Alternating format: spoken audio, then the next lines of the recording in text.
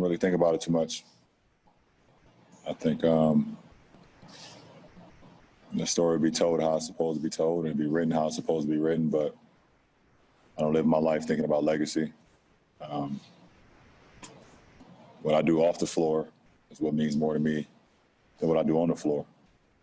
How I, seeing my kids on the back of a Wheaties box yesterday was one of the best moments of my life.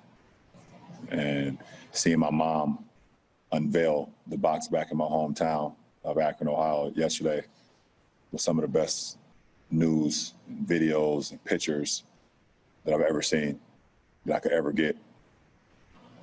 The game of basketball will pass me by, and there's a group of young kids and vets and rookies throughout the course of this game. Hey, listen, LeBron Real James, talk right there, you're not the only kid from Akron in this conversation. Shout out. I love it. I love when he mentions that, when he says, hey, I'm just a kid from Akron. And I think people, I know he's written about this. He has a book, Mike, I don't know if you read it back in the day, probably, like 15, 14 years ago, did a book with Buzz Bissinger, talking about his friendship with his high school teammates and talking a lot about Akron. If you go to Akron and then think that LeBron James is possibly the best player ever to play the game, then you'll understand what he means when he talks about how he overcame the odds and like how significant this is. So, but I didn't want to talk about that. But I always think about the best player in basketball history may be from Akron, Ohio. And not just from Akron, Ohio, Mike. Some of the places that he talks about where he grew up. So one of his, I think one of his companies is called Spring Hill, right? Mm-hmm. Yeah, Spring Hill Entertainment. So that's about 5 minutes from where I grew up. It is not, people in Spring Hill and the street that I grew up on, Moeller Avenue, there aren't a lot of people talking about these big dreams and, hey, you can do anything that you want, and one day you'll be on TV, one day you'll be famous, one day you'll be a school planter, and you'll be over a voting drive, and you'll be one of the most successful businessmen in the world, on top of being a great basketball player. It's just that vision wasn't there. So what he's doing right now is significant, and I really appreciate him for that alone. Even if he had turned into let's say a 7-time All-Star and a 1-time NBA champion, shouting out Akron, Ohio, that would have been pretty big. But what he has done is you just got to go to that area and to really put it in perspective.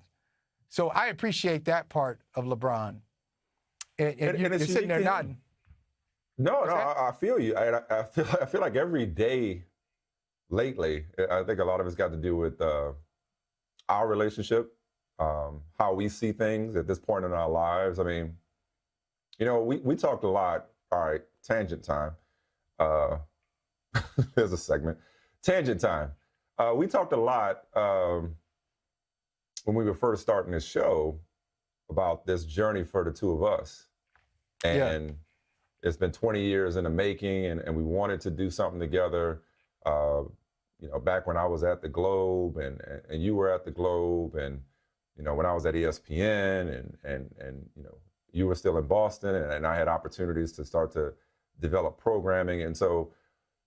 But everything in its time, in God's time, we talked about how we are at a better place now to do this. Not just in society, but me and you. We're at a better place now to do this than we were and would have been back then. And to not just do it, but to do it our way. I say that to say our conversations are often philosophical, whether it's about fatherhood, faith, family, our journeys, whatever it is. And so I'm thinking to myself, here we go down another path, because LeBron has been the inspiration for a lot of those conversations. It feels like we're wrapping up today is our 4th week on the show. And every time LeBron is at a press conference, number 20. Yeah, it leads us it leads us down a conversation, that's much bigger than basketball, appropriately enough, because he's much bigger than basketball. He's more than an athlete, as he's fond of saying.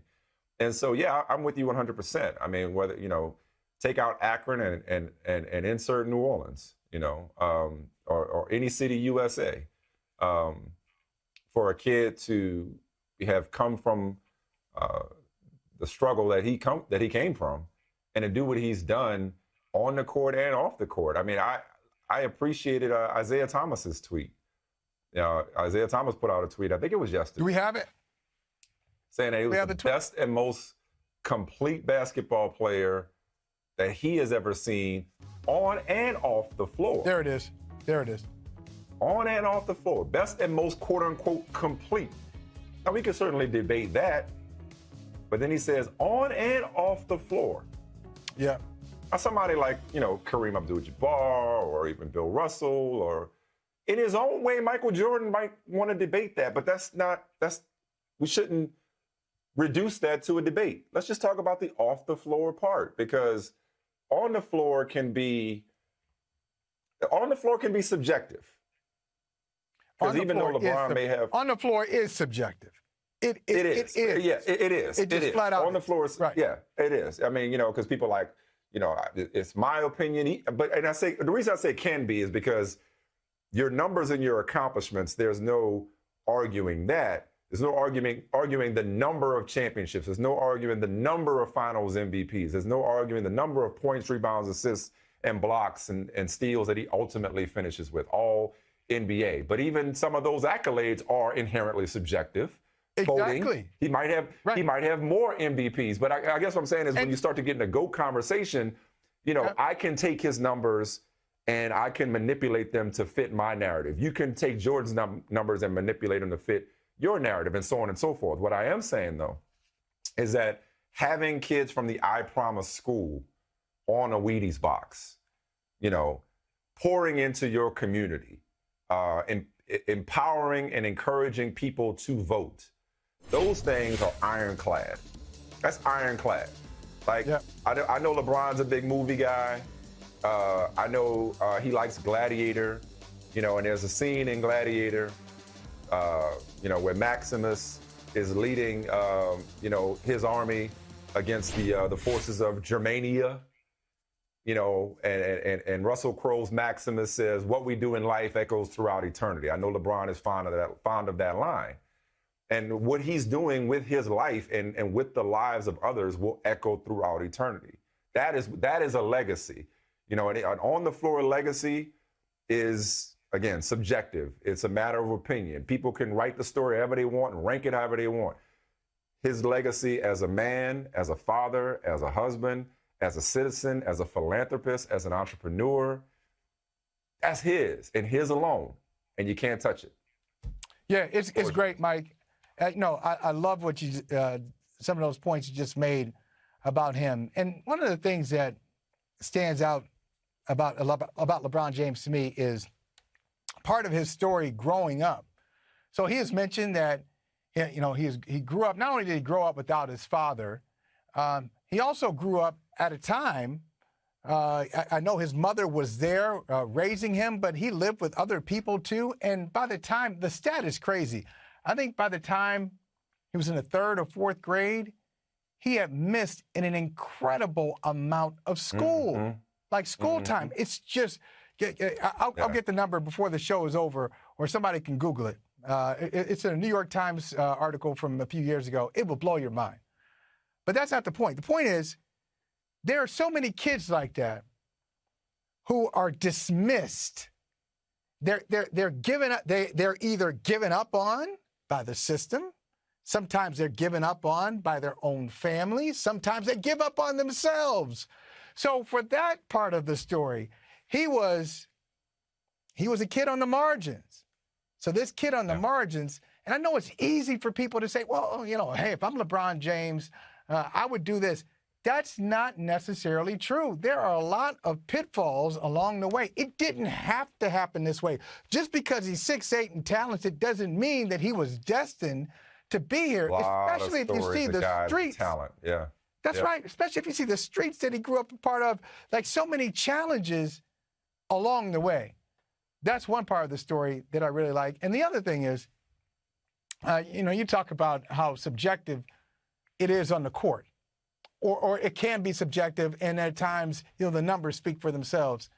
This is why your point last week about, I think it was last week, as you said, the days kind of merged. Did you hear Gary just now, or did he just tell it to me? No, I didn't hear. What was it? What was this? I didn't hear it. But what? 80. It was 83 days in the fourth grade was the number you were looking for. He missed 83 Okay, now think about this. Think about this. You're supposed to be in school for 180 days, roughly.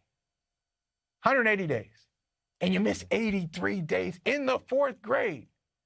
So let me just, before I get to my basketball point, let me just pile on here. A certain host, we're not going to say her name, a certain host not only told him to shut up and dribble. Oh. Okay? But she made a point to say that he's just a high school graduate. Right. Now, what's the irony of that? Was so funny is that most of the people who share her politics and the politics of others, most people in the country are high school graduates. Sure. That's a fact. So why are you insulting? Why are you insulting the people who are watching you? That's one. Two, LeBron James, I've said this about LeBron James and Kevin Garnett, both guys who went from high school straight to the pros.